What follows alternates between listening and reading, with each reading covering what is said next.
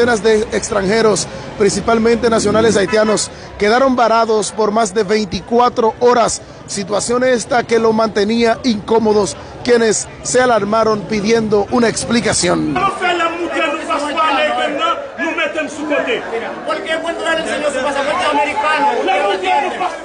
De la mañana, desde ayer, entonces tuvimos que dormir ahí en esos insectos, allí, baño sucio, la guagua sucia, ¿verdad? Sí. Estamos aquí pagándonos nuestro cuarto, nuestro dinero. Pasa el pasaporte, usted sabe cómo es.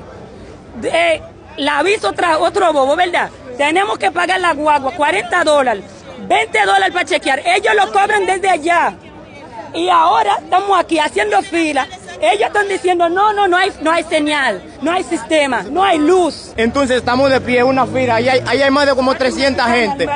Aquí no hay baño. El baño que hay ahí está sucio, uno no lo puede usar, está tapado. Y nosotros somos ciudadanos legales. Los transportistas que entran al país por esta frontera, el Carrizal, cargados de los extranjeros, directamente desde Haití y hacia Santo Domingo, también dejaron sentir su descontento. Mira cómo está la gente ahí, que no puede decir que hay gente que tenían que ir al aeropuerto a las 3 de la tarde, a las 10 de la noche y a las 10 de hoy. Y mira cómo tenemos toda la gente y todos los vehículos ahí parados. Eso nos está causando, y no es desde ahora, hace más de un mes que estamos pasando estos problemas aquí en Elias Piña.